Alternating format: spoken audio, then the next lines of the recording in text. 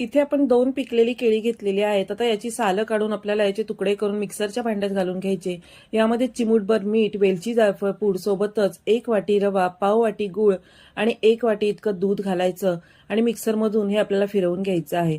आता हे एका भांड्यात काढल्यानंतर यामध्ये 1 चमचा किंवा 1 पॅकेट इनो घालायचं। हे मिश्रण फ्लफी होईपर्यंत आपल्याला मिक्स करून घ्यायचं आहे। आता इथे आप्पे पात्रामध्ये आपल्याला तूप घालून घ्यायचं आहे आणि अशा पद्धतीने हे मिश्रण घालून झाकण ठेवून एक 5 ते 10 मिनिटं मध्यम आचेवर हे आप्पे आपल्याला शिजवून घ्यायचे आहेत।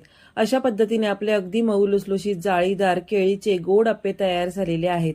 हे केळीचे आप्पे तयार करत असताना मिश्रण जर पातळ झालं तर आप्पे व्यवस्थित उलटता येत नाहीत, त्यामुळे मध्यम जाडसर मिश्रण ठेवून या पद्धतीने हे आप्पे दोन्ही साईडनी तूप लावून आपल्याला खरपूस असे शेकवून घ्यायचे आहेत। आणि इथे अशा पद्धतीने आपले मस्त मऊ लुसलुशीत जाळीदार केळीचे आप्पे तयार झालेले आहेत। तर अशाच नवीन नवीन रेसिपीसाठी चॅनलला सबस्क्राईब करा।